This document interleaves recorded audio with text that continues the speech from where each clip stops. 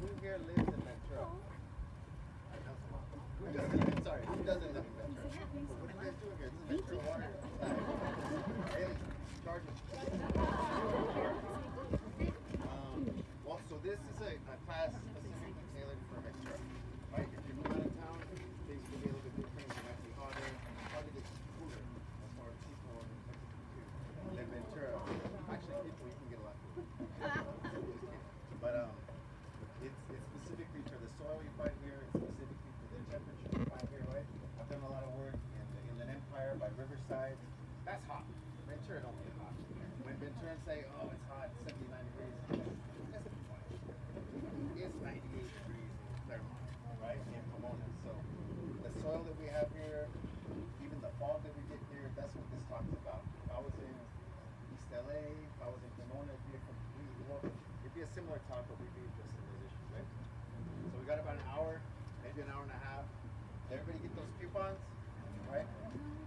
$5 off any purchase of $30 or more. Anybody need one? $5. $5.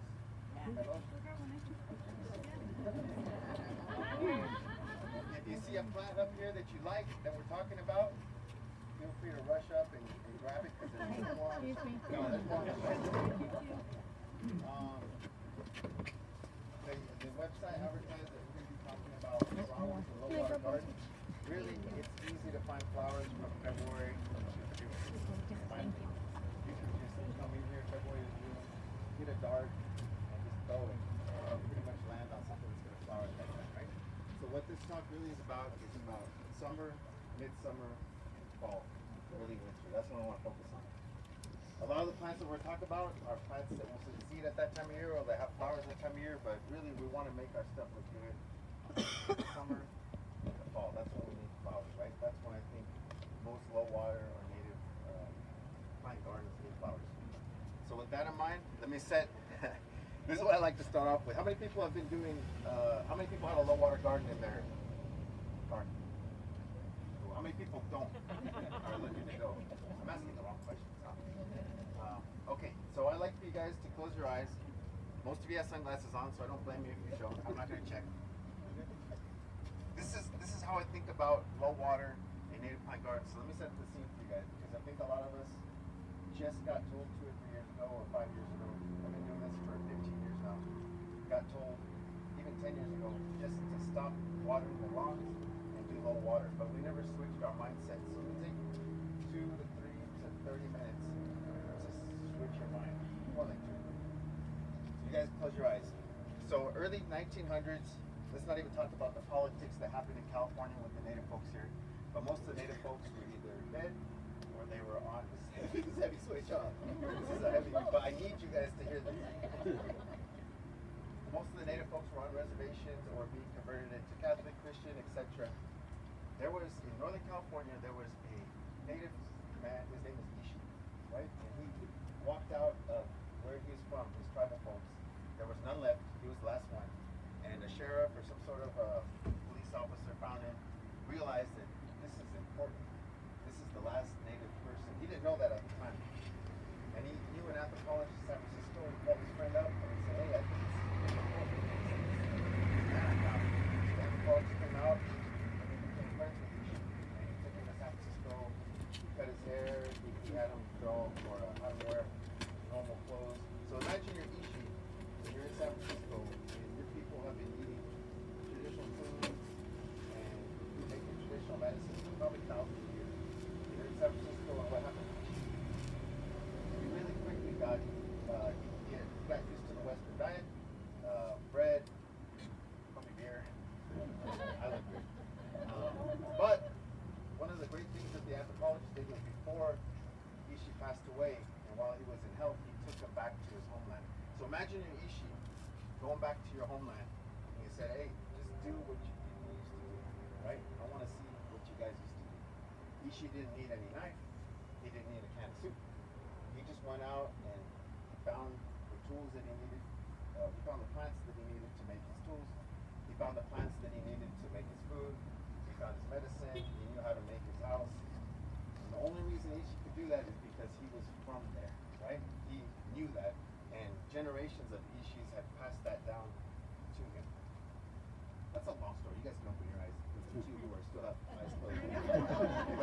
imagine what it was to be Ishi to go back home, right? To go back home, you don't really need anything. You just do.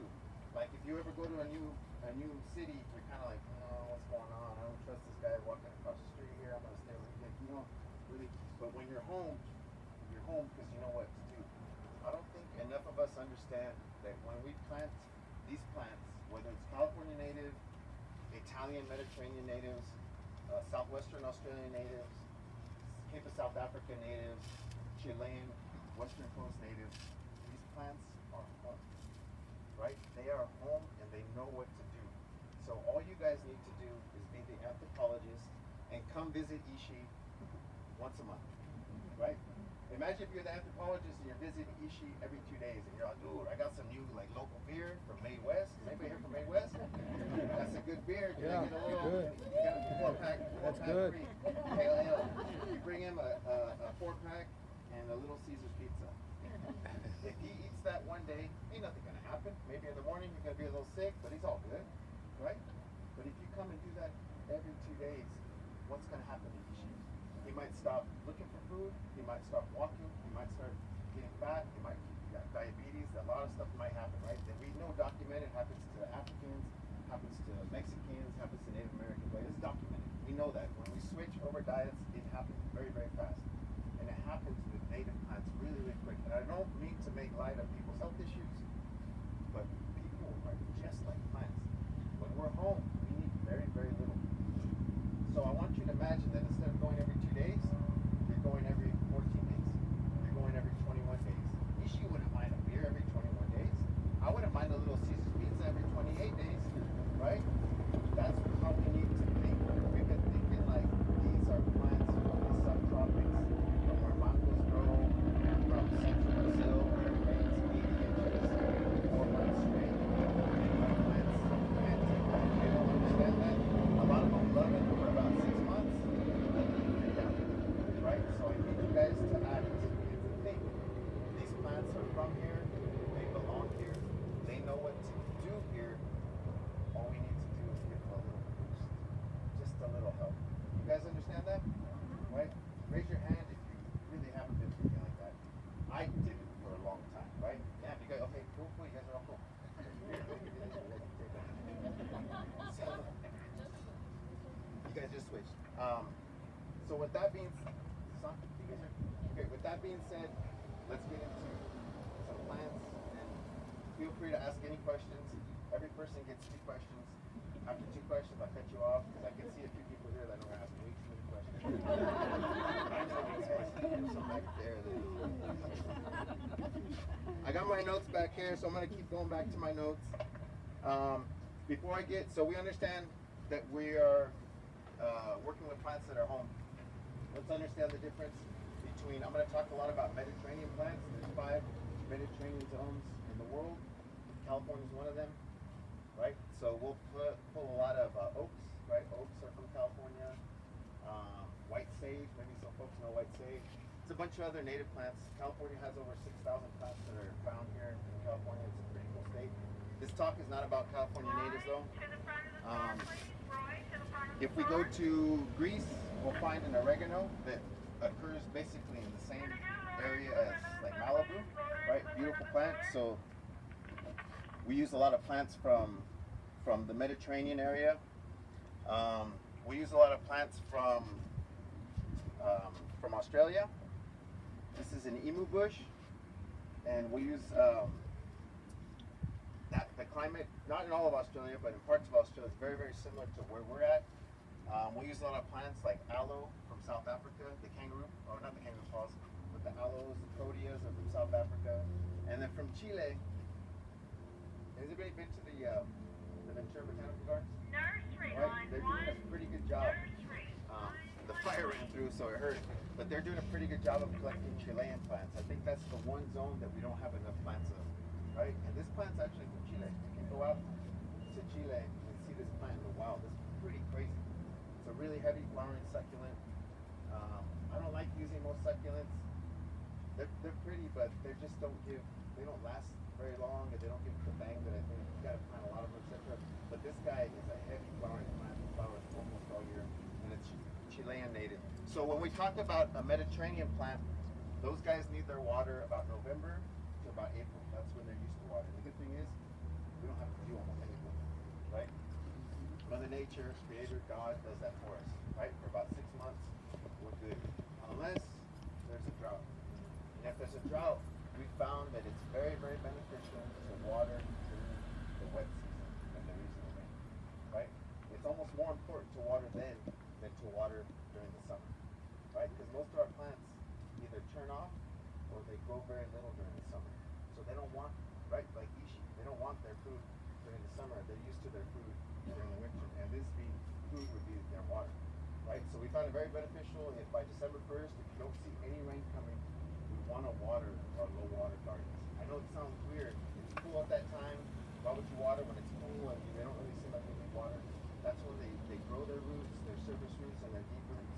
And they really get rooted in and they get ready for the long, long summer. You don't give them water, they struggle during that long, long summer, right? So that's Mediterranean plants. The other plant I'll talk about is desert plants. I grew up in El Paso. Anybody from the Southwest? Yeah?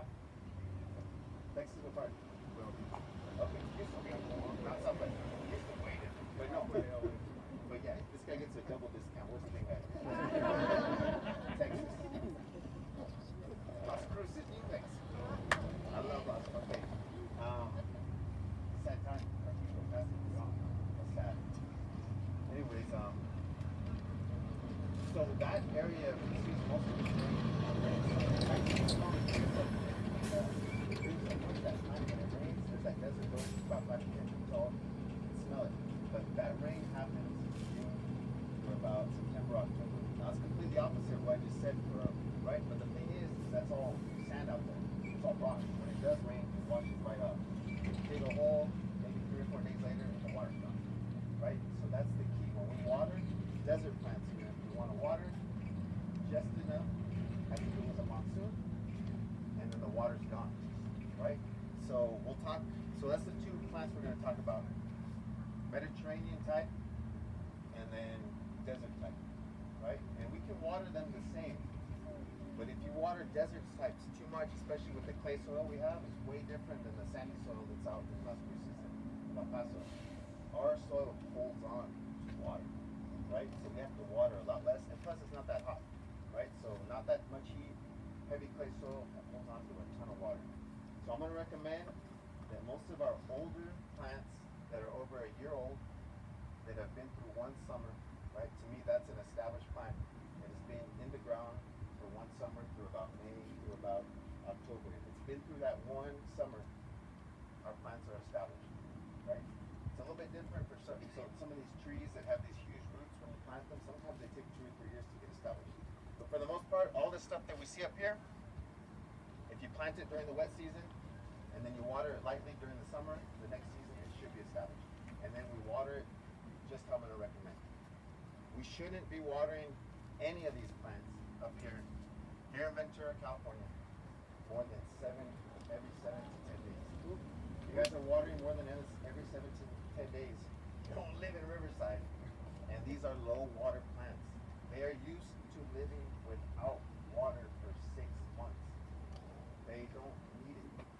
And they're usually from places that are hot. Pomona, El Paso, the Chihuahua Desert. So it's already cooler anyways. They get the fog at night sometimes. Add all that up, and if you're watering more than every 7 to 10 days for an older established plant, probably watering too much, probably going to kill your plants. Now, some of the plants will take them. We have a lot of adaptable plants, right?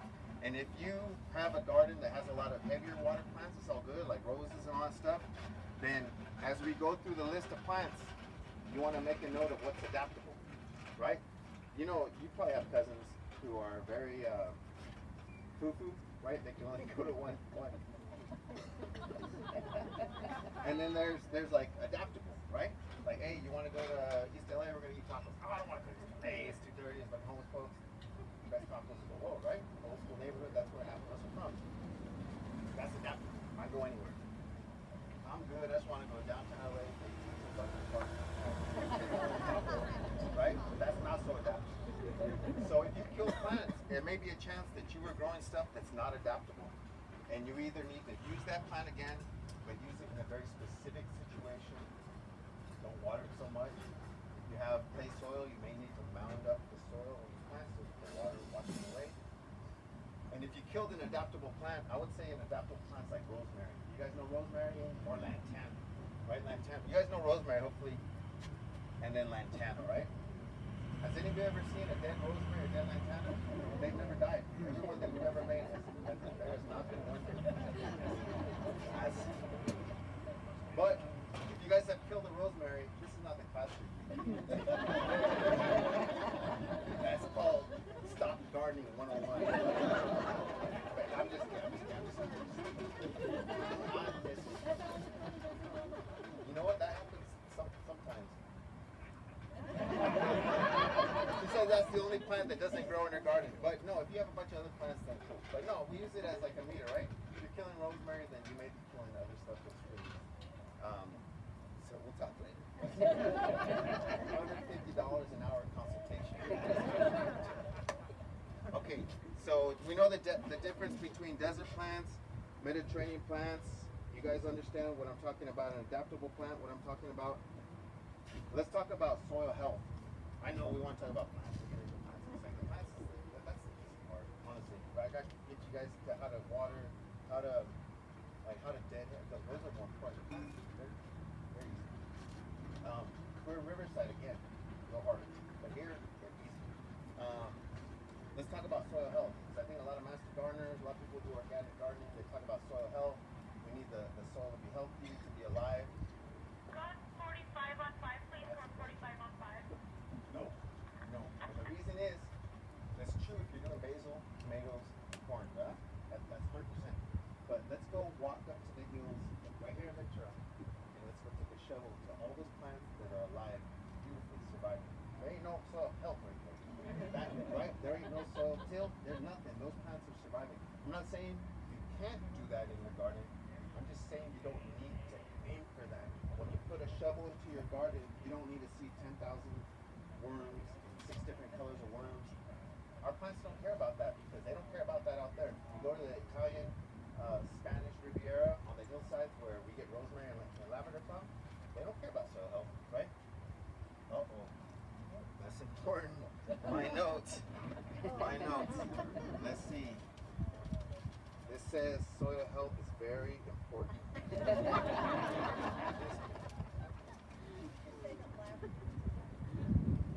No, so rosemary is very adaptable. Lavender is less adaptable, right? Lavender, people usually kill lavender after 2 or 3 years from too much water.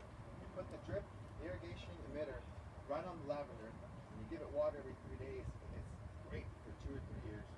You got to pull the emitter away from the neck, water the area, and I would put 2 emitters actually. Run those emitters for 15 to 30 minutes every 7 to 10 days. Anything else in that, you probably kill the plant. 7 to 10 days for an old established plant, right? Not the first year, because they don't get more water that first year. Somebody threw me off. Who threw me off? Oh no, it was me with the so soil. So who cares about the soil, guys? I really don't care. All this stuff back here, right here, the chiles and all that, they care because they're from central Mexico and they get rain during the summer. And they need high nitrogen, all that stuff. All this stuff from the Chihuahuan Desert, I want you to go to El Paso, get some Chico's tacos, and then hit the 10 and drive 20 miles east, right towards Lubbock, and then take a shovel and find out about soil health. There ain't no soil health. But we can grow Salvia greggii, which is from the Chihuahuan Desert, and we can grow Salvia chamadroides, which is from the Chihuahuan Desert, perfectly out there without soil health.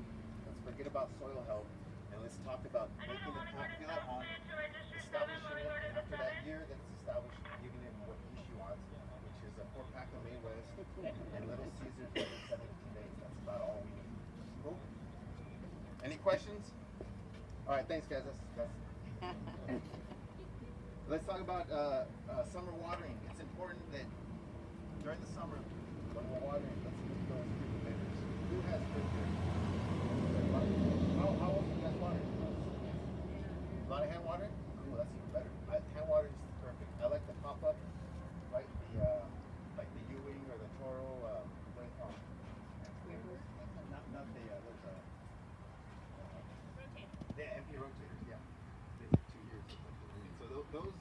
most of the heavy, hardcore landscapers who are doing larger landscapes, right? San Diego, LA, they're using empty rotators to water their gardens. So if you imagine the old long sprinklers from 100 years ago, right? They had that casing, and you can twist out the old rotator, you put it in a new high-tech rotator, but it sprays smaller water further, and it acts more like rain instead of just dumping a bunch of water, right?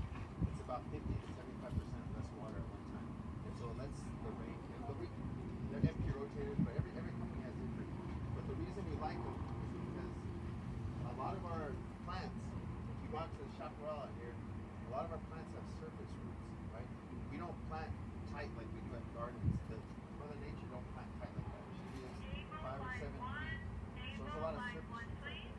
So our plants, even though they're deep rooted, most of them, a lot of them have surface roots that catch the rain and it runs off, so they're able to catch that rain. So the empty rotators, my favorite, maybe one of my favorite landscapers from San Diego is watered about every 2 to 3 weeks in San Diego with an empty rotator for about an hour, right? And that's a well-established native or low water like lavender and kind of type garden.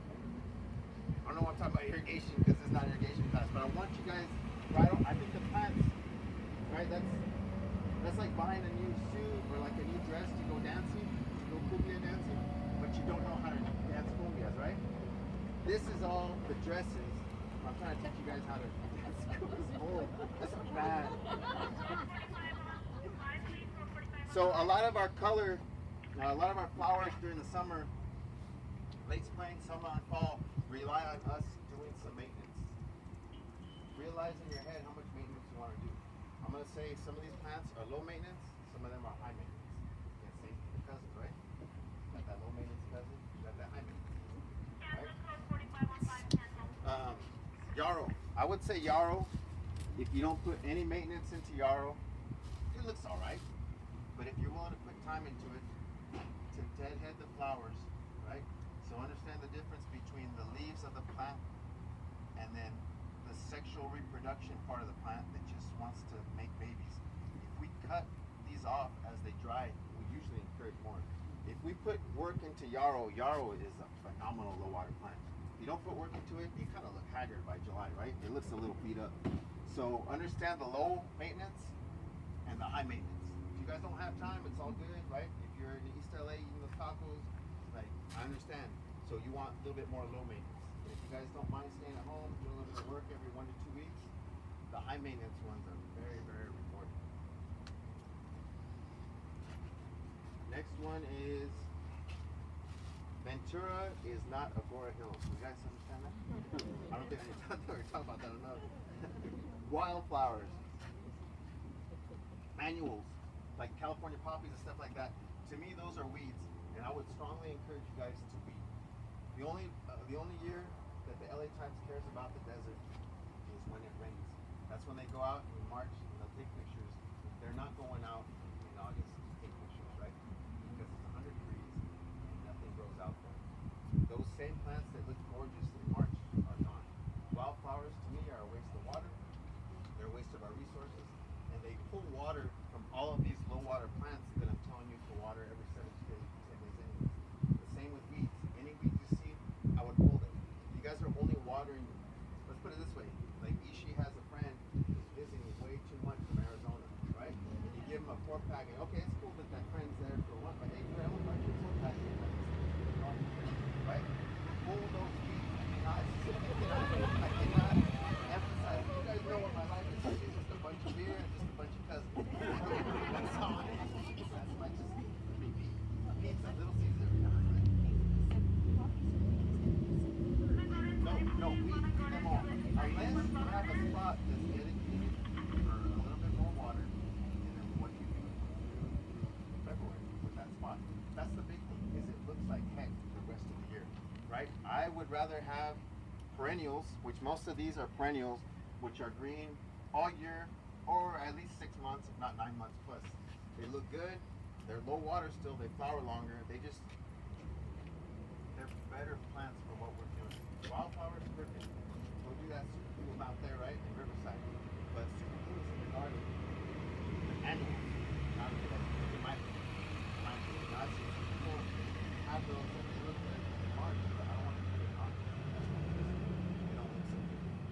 my opinion, but it's a fact that those weeds will steal water from your low water garden. Mulch. Let's make sure that we have mulch on our gardens, whether it's some type of gravel or sometimes some type of like gorilla hair or shredded bark, because it does a great job of keeping that soil wet. In a wet season like this, it actually might be too wet, especially with desert plants. Remember, desert plants need that sand to run right off. When we get 20 inches of rain, like we do sometimes, and that mulch locks it in, it could be too wet. So if you guys lost plants February or March and they were desert plants, it could have been from the soil being too wet. That very rarely happens, so I wouldn't. That's kind of like an asterisk. That doesn't happen too much, but it could happen. Especially if you're watering too much with drip every 2 days and there's mulch. That mulch is locking that water in. That's bad news. So we understand the difference between new plants and old plants. New plants, in my opinion, need to be in the ground for one summer, get their feet stretched out, and then they're established. Right? So this is not about establishing new plants. That's a whole different workshop. This is for older plants, right? That have been in the ground for 1 year. And I want to give you guys a little encouragement. If you've tried a plant before and it didn't work out, it was probably your fault. A lot of times it was. I kill plants every week. I'm very good at I'm probably better at killing plants than keeping plants alive, to be honest with you. Don't be afraid if you have enough cash. That's the thing, right? Don't be afraid to try the same plant again. You may have used the wrong time of year, the wrong techniques, wrong place. There's a plant that, let's take desert plants for example. Desert plant from El Paso needs 100-degree weather, 90-degree weather from May through about mid-September. Right? That's what they're used to. We put them here in Ventura in hard shade. We should not be surprised that they're dead. Here in Ventura, they need probably the hottest sun you could get out in the sidewalk strip on a reflective light area against your house. Give them as much heat. Go out there at night with a damn heater. But you'll see, we'll get a lot of powdery mildew on plants that are very close to the ocean because they don't know what that is. Right? The Rio Grande is only cool for this part of the year. It's not. They just don't understand why it's so cool. And so understand that because a plant didn't work, these guys know what they're talking about here at Green Thumb, right?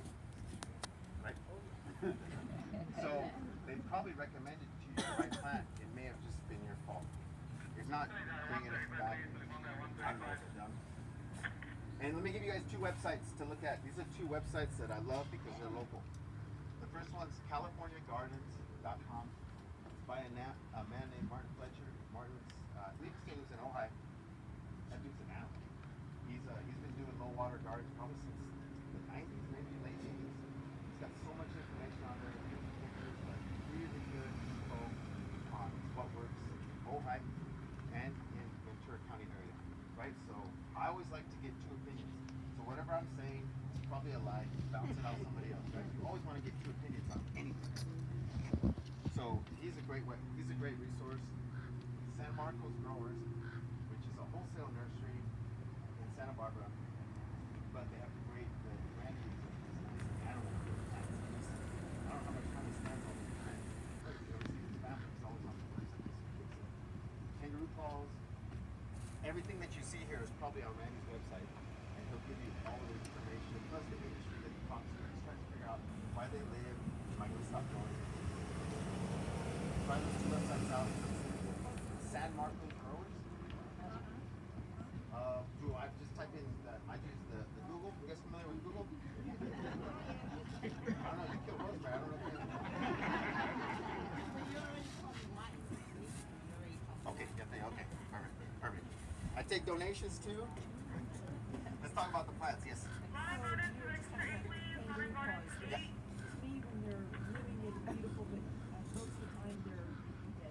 Yeah, I don't want to talk about kangaroo claws, to be honest with you. I'm just kidding. So I have a kangaroo claw here. I'll give you I'm going to start from over there, work over here, but I'll give you the short 15 seconds. Ready? Somebody put the timer on. I don't think they're worth the hassle. It's too much work. If you want to put the work in, I think they're worth it, but they take a lot of work. They need more water than a desert plant, but less water than, they need more water than like typical drought tolerant plants, but we have clay soil, so the clay holds onto it. It's almost perfect watering that needs to happen. 2 or 3 years is what I expect for, and after that they go downhill. The leaves turn red, or leaves turn black. That's more than 15 seconds. So, I got it. Gaga. They're great. They're great. They look beautiful if you put the time into it, right? And you have good soil. See, I keep talking about it. I'm gonna shut up. So let's talk about perennials, right? Perennials are small plants. You could use them in your sidewalk. You could use them going up to your house. Usually about 6 inches tall to about 3 or 2 feet tall, maybe 3 feet tall in flower. Soft, maybe something if you're like a rabbit you want to sit on. Hold on, I'm gonna write that down. That was kind of cute. I'm gonna write a gardening book one day. That's kind of good. Cool. So soft stuff. Flowering during the spring. Some of these will flower during the spring, but I don't care. This is summer and fall, right? So let's look at one of my favorites that we can get away with here on the coast that we really can't once you go towards Claremont, Pomona, and Riverside because it's too hot. This is sea thrift. I love this one because it's a little bit. It might be hard to see, but it has like a little bit of black, almost purple in the leaves. Very easy to maintain. If you guys ever maintain like an iris or a yarrow during the right time of year, you can cut this in half or in fours and create more plants. They're great.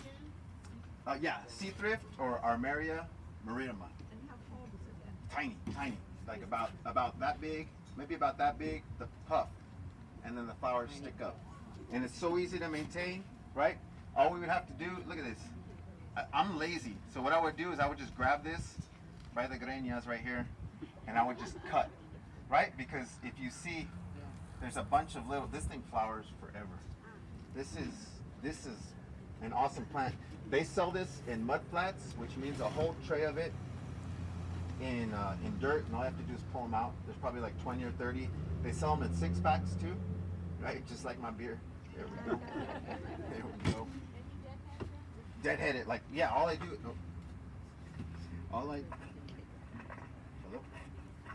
Okay, let's go back to Ishi. I want you guys to close. Can you guys hear me? Yeah. So all I do to deadhead, if you want, I mean, if you have plenty of time and plenty of beer, you can cut the dry ones off. But usually people plant this in groups of 10, 20, 30, there's a lot of them. I don't have time for that, right? So I'm just cutting, I got beers waiting. I'm cutting this like that, right?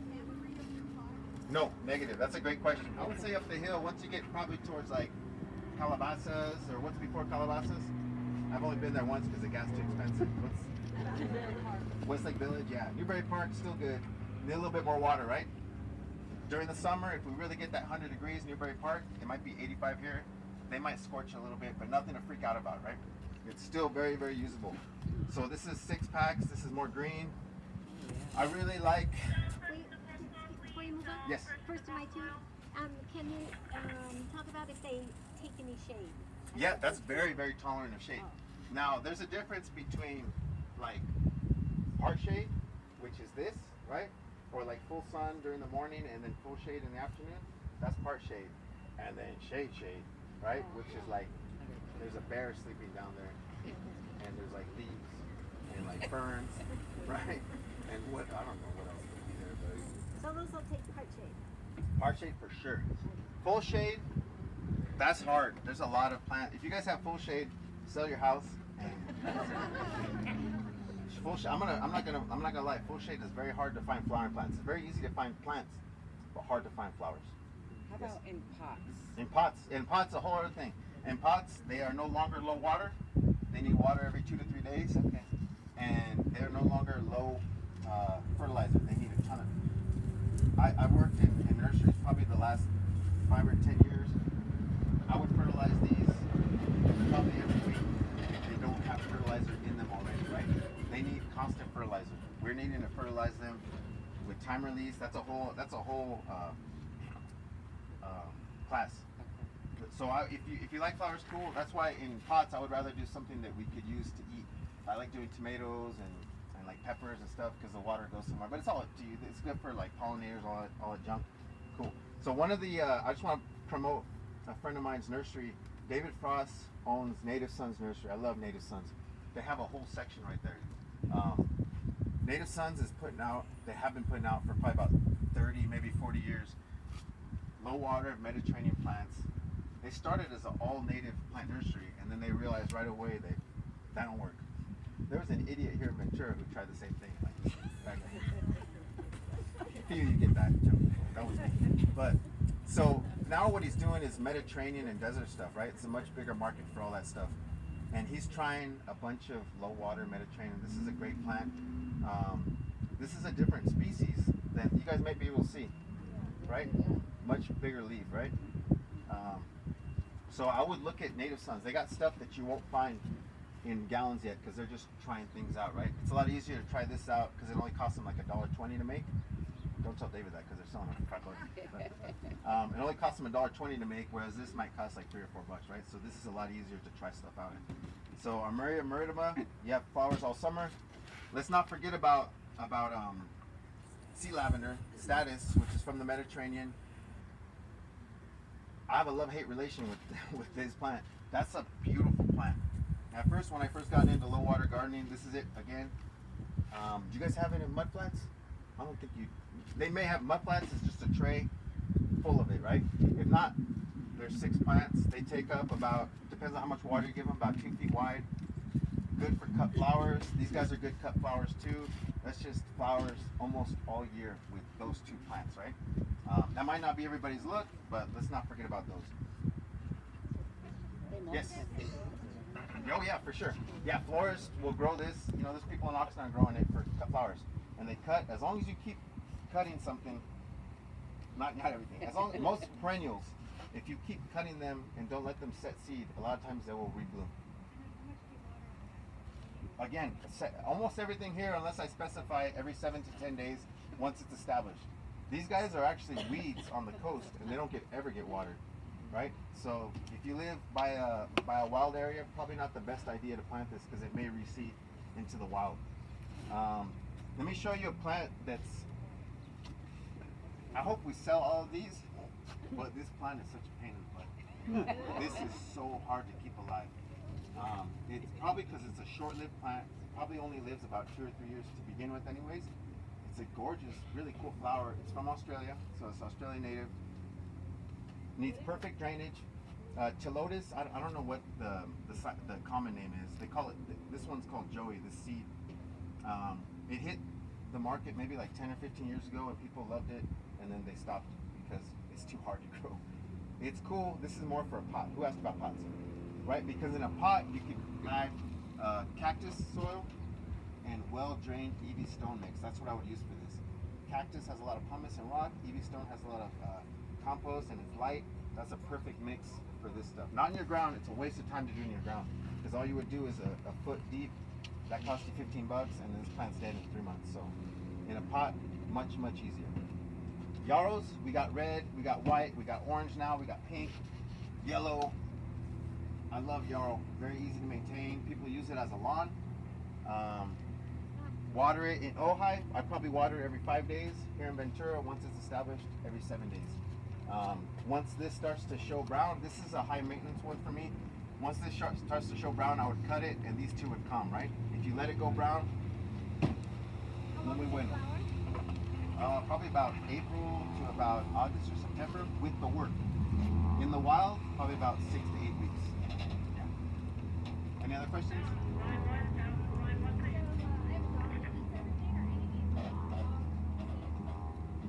Everything here is dog friendly. Just kidding. I have no idea. That's a great question. What I would do is go online, use the scientific name. So for this, instead of sea thrift, it's Armeria. For sage, it's Salvia. And there's lists that have genus. So that's the first name, right? Like Homo sapiens, Homo, right? So sage is Salvia. So look up Salvias. It's a good bet. If there's a Salvia that's poisonous, I would just stay away from the whole group. That's what I would recommend. Apart from that, if you come next time or if I see you at the shelter and you're looking for a dog, I know what happened. Dog dead. Dog dead. Dog dead. Jesus, that's a horrible joke. Let's talk about 2 plants that are not as adaptable, but they're rock stars. Callilophus, which is Texas sundrops. This has been in Texas for probably thousands of years, and the Sonoran and Chihuahuan desert, but it's really been catching on here in California. But a lot of people kill it because they're watering it too much because it's Chihuahuan desert. Chihuahua desert doesn't want a lot of water. And when it does, it needs to be rocky so it drains, right? So don't water this more than every 7 to 10 days once it's established. And this teucrium, which is a perfect mix, you could kill during the summer with these two plants. Repeat, please, the left So one. Calilopis, Sundrops, and this is teucrium. I'm gonna cheat because I think it's Cassonia. Let me check. No, Majoricum. Yeah, this guy flowers for 3, 4, maybe 5 months. This phenomenal plant. Has anyone ever grown this? How big? Can you testify that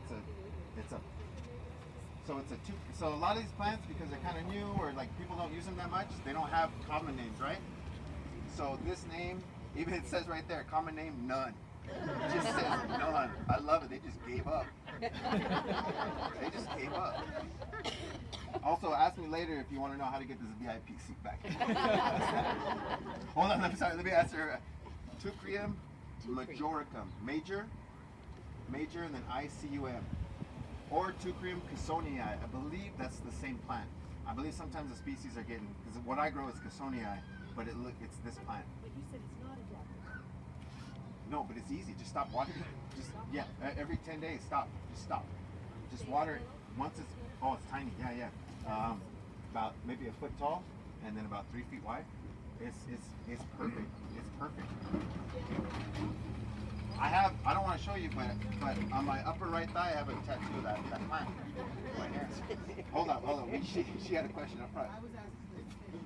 Does it say short? Yeah, it gets about a foot tall, about 3 feet wide. I don't want to tell you, but on the upper. I'm just kidding. Oh, this is too. I'm almost done with this. No, what time is it? How much time do I have? Okay, cool. So I need to move a little bit. Where? Who? Ceanothus and Toyon, are they adaptable to the cold? Oh, that's a great question. Quick answer, 15 seconds. Toyon is remarkably adaptable. It's when I worked at Claremont for 4 years, 6 feet tall.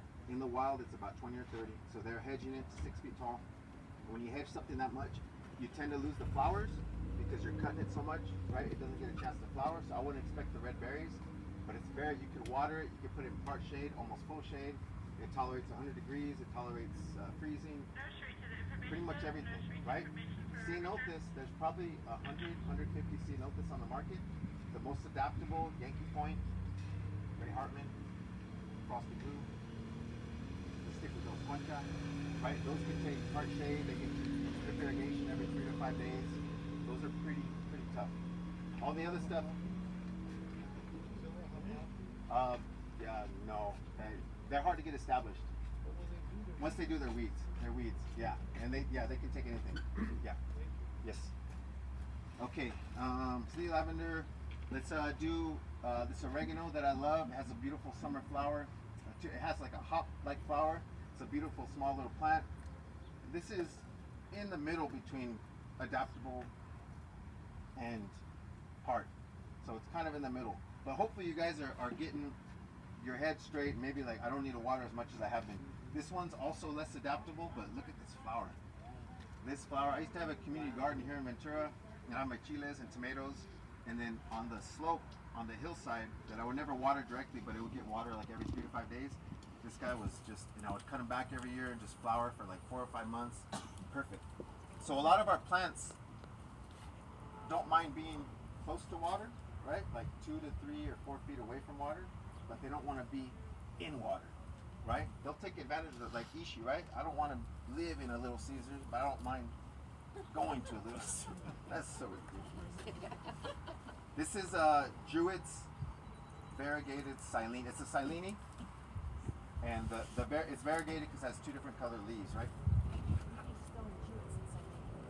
think it's Druid's. Druid. D-R-U-E-T-T. D-R-U-E-T-T. So here's another teucrium. So this is the first teucrium. This is the second one. This is a step up. This is about 2, maybe 3 feet tall. Flowers at the same time. So it's beautiful combination. This guy has like more of a gray leaf. This looks more like a rosemary. Right? So it's real nice. Any shade tolerance? I would say almost everything here can take light shade. I would not put this in full shade. Right? Light shade again being right here. Full sun for 4 hours, and then afternoon it's just full shade. I think that's fine. I'm gonna speed up just a little, just so we make sure that we get all your questions answered. I think we're gonna spend about maybe 15 to 30 minutes afterwards to have questions. So most of the geraniums that you find on the shelves in pots, not in the 6-packs. These are 6-packs, remember?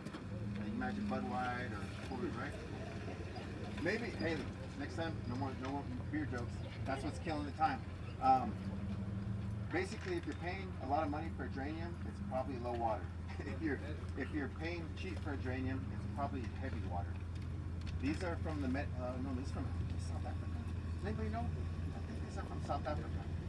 Anyways, low water. They get established by rhizome, so they don't have a taproot. They kind of spread under like rosemary. I'm sorry, like yarrow.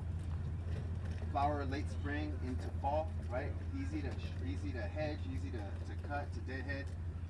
Really, really easy plant. I love geraniums. There's a lot of different geraniums to use. Yes, yeah. This is agastache. This is one that I want to caution you to not use. I'm just kidding. But don't use it. I'm just kidding. Whoever here from Green Thumb, I'm just lying. This is being used a lot in Colorado, Utah, and Santa Fe, and Flagstaff, where it's hotter than here, but what kind of soil they got? And a rock. And this is what this likes. This is from rocky areas of the Southwest. It can be hard to grow here. It can be hard during our wet winters for it to survive. A lot of times it'll drown, right? So if you like agastache, I would try to plant in the spring and keep it away, full sun, keep it in areas, maybe even mount it. Just understand that this really remembers where it came from, and it has a hard time adapting here during our wet winters, or if you're drip irrigating it every 3 to 5 days, it will probably not survive. Russian sage, anybody know where this comes from? Sam, this is a Ventura crowd. You guys are all educated, went to that Ventura conference. That's a fact. So Russian sage, if you think about plants in most of Russia, it's so cold that they're going to disappear during the winter. So this is one of the few plants that disappears during the winter up here. A lot of stuff we cut back, but it doesn't really go dormant, right? It doesn't really die back to the ground. This one does, but I think it's worth it. Especially, let me give you guys a design, a tip I forgot to give you guys. I think a lot of folks, when they do low water gardens, are just doing flowers, and they forget to give their plants or their gardens a backbone. When all you do is flowers, a lot of these have downtimes or times where you cut them back, right? So we need evergreen plants, like the ceanothus he was talking about, bushes, kind of like these, I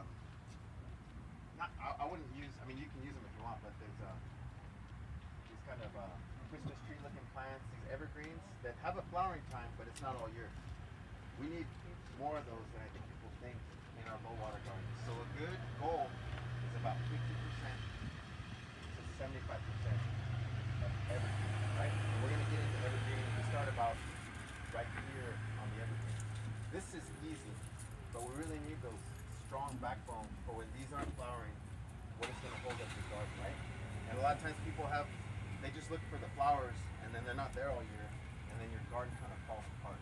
So if you kind of have that look in your garden, you may want to add more strong bushes. It doesn't have to be big, but just strong, like rosemary. Think about rosemary, it's there all year, looks great all year. It doesn't have a downtime. Where lavender, except for this part, the lavender has a downtime, right? There's a time when it kind of goes dormant, you cut it back.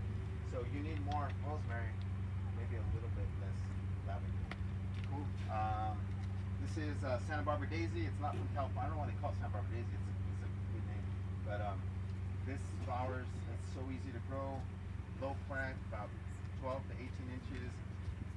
In a 6-pack, it'll just spread really good. Low water.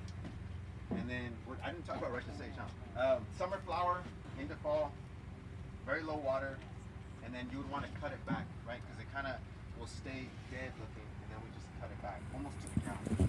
So that it's going opposite. Well, this is low enough water because it's not hot enough out here to where we can water this about every 7 days. Deadhead it exactly like you would Armeria, right? I just grab it and cut because there's a bunch of buds here. So I don't want to spend the time. You can tell I'm lazy. So let's get into a little bit more shrubby, like emu bush. emu bush. This is probably from us from Metros. So they're using emu bush a lot in the Southwest, Texas, Arizona. Think how hot it gets in Phoenix. They're using emu bush in Phoenix, and they're not using it so much in California because we overwater, right? It's a phenomenal plant for summer, fall flowers. It's hard to beat a plant this colorful, this intense for that long with this little input. But because it really remembers where it came from, gravelly areas, we have a hard time growing it here. When Phoenix, I love the Southwest, but when Phoenix is beating us at gardening, we got problems. So plant this with no fear, knowing that it needs its home, right? Daylilies, as long as they're established, daylilies are fairly low water. This is probably the one that I might do every 5 days just to keep it flowering. But a little deadheading of all the spent flowers, it's a great plant.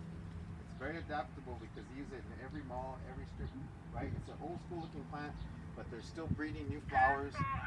Very easy to grow, fairly low water. I think it's a great plant for about 6, maybe more months of flowers.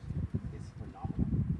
So let's get into sages real quick. There's over 1,000 sages in the world. So I'm not talking about every sage, but the California sages and the Mexican sages and the Southwest sages in general do very, very well out here with minimal maintenance. So this is kind of what we see all the time. This is a Salvia Greggii type, we call it, from the Chihuahuan Desert. They have them for something very similar out in their parking lot. They call it autumn sage because it flowers in the spring and then it again flowers in the autumn. It usually takes a break during the summer because where it's from, in El Paso, it's 100 degrees and it's probably a good idea to take a break from the light. But out here, it never gets 100 degrees, so they almost never take a break. So it should be called spring, summer, autumn sage here. It flowers about 6 months, if not longer, very easy to maintain. Here's the plant, here's its reproductive parts. Just take shears and cut it 2 or 3 inches in, and it will rebloom once or twice during the season. If it ever gets too big, you just cut it pretty hard back, late winter, about February, March. Easy. They're always making and breeding new plants of these Salvia Greggii types. This is a variegated. I love this plant. So instead of a deep green, it has little white lines on it. I really like that. Those white lines actually might make it get burnt in Chihuahua, where it's 100 degrees. Out here, all day long. This one just came out a few years ago. I'm gonna learn from my cheat. Salvia, forget. Desert Blaze. There we go, Desert Blaze. Another one, Salvia chamadroides. This is pretty popular too. This one, instead of being erect and woody, it spreads a little bit sideways like that. So slightly different look, a little bit more gray. Same thing though, we would take care of it the exact same way. Whenever we see it looking a little tired up here from the flowers, you don't want to just cut the flower stalk off. You want to go 2 or 3 inches in, encourage a rebloom. One of my favorite, I do a class on like new native plants. So this, when I used to work at a garden in out by Upland, this is our go-to plant. So there's a plant called woolly blue curls. It's a native plant that is very hard to grow. It needs perfect drainage. It can't take very much water. This is a hybrid. They took the California one and there's a Mexican one. They crossed them. So this has the drought tolerance of California, but it has the summer growth of Mexico. It takes clay soil, it takes 105 degrees, it flowers almost all year. This is a phenomenal plant. It's more. So there's 2 names for it because the nursery that came up with it trademarked it. So you'll find it as Trichostoma Midnight Magic. And then the other nurseries that don't want to pay the trademark and just stole it and are growing it as Trichostoma Lanatum X, which means a cross, and Papucii. But this is at that garden I used to work at. They're lining it everywhere, and it's just an adaptable plant. Very nice. Not Midnight Magic, but the one Yeah, Midnight Magic or Lanatum X Papucii. Those are the 2 species. does it smell good? Would you just Oh, it smells awesome. Yeah. Oh, they all. This one probably don't smell, but I love how lantana smells. People don't like it sometimes, but sages smell good. Yeah, I do this one. Russian sage smells. Agastache is phenomenal. You guys make me pay for it, cool. But this, man, you might want to grow agastache just for the smell, even though it's gonna be dead. So are we good? Did I answer all the questions? Okay, Gaura, that's kind of a new one that's coming on. They've been growing it for years in the Southwest. Gaura. Gaura. Whirling butterflies. So this one's a little bit big for a lot of gardens. They're breeding small ones, but I like a good, well-watered one. Gaura can get about this tall, right? About 3, maybe 4 feet tall. They're breeding some smaller ones that are about 18 inches. I think here in California they're still going to get 2 feet. But they call it whirling butterflies sometimes. It's just a perfect plant. You can see again, very easy to maintain because the green is here, the flowers here. We just hedge it. Kangaroo paws, I'm going to take off the list. I'll talk about that later. Lantana. I know lantana's been overused. It's hard to beat lantana. They got so many flowers, purple, red, yellow. People hedge it as a tree. They use it as a certain lantanas as like a 5-foot shrub, as a ground cover. This is a plant that's strong enough to use as an evergreen out here, right? So you could use it as your green while you use some of the more foo-foo stuff around it, right? I think sometimes the only problem with lantana is that people have a hard time mixing this with other low water plants because it's so tropical looking, right? But I don't think that's the reason not to use it. It's a great plant. Calendrinia, this is the one from Chile. This is an awesome succulent. When it's well grown, it gets about maybe 2.5 feet tall, and then the flower comes up to about here.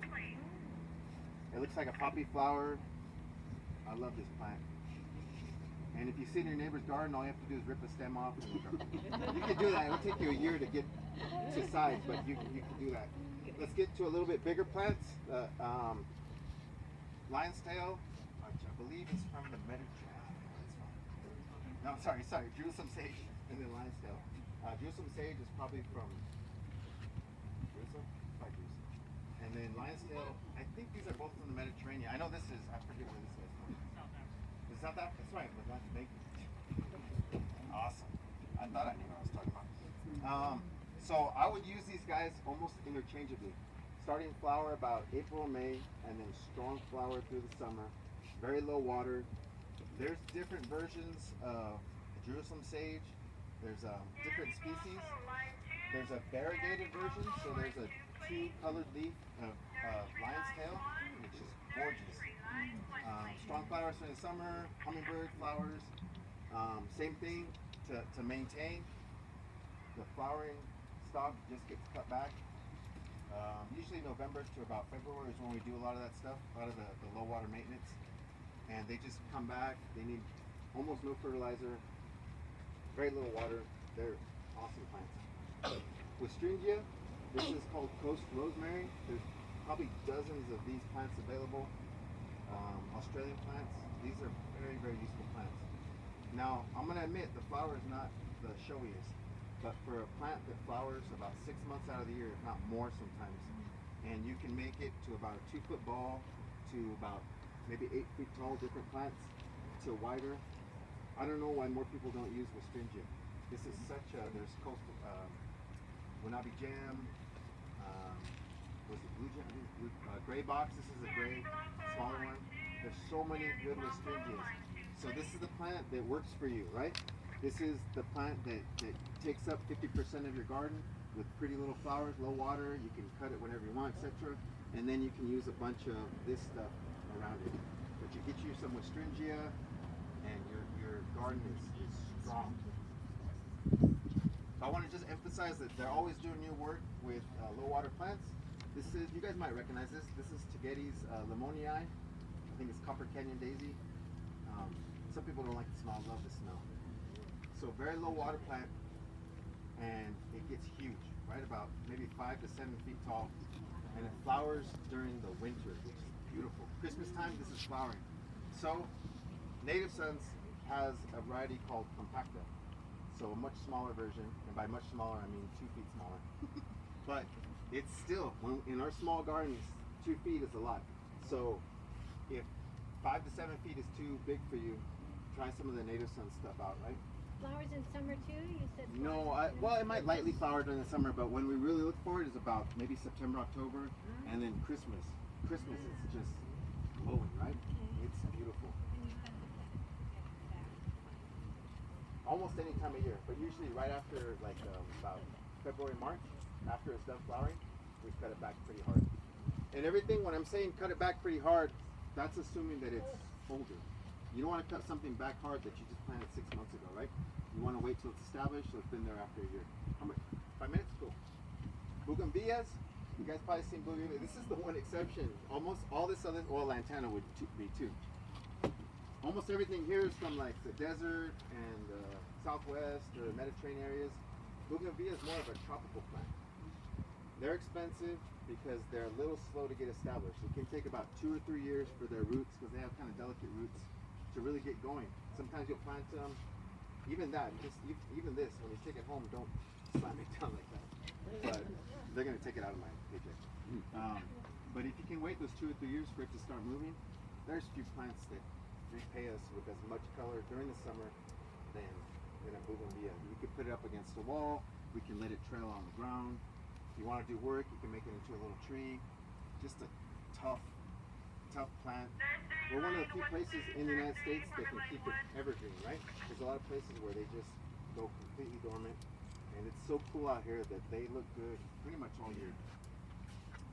This one goes 100% dormant, so it goes to seed during the winter, but I think it's worth it because the flower is so intense.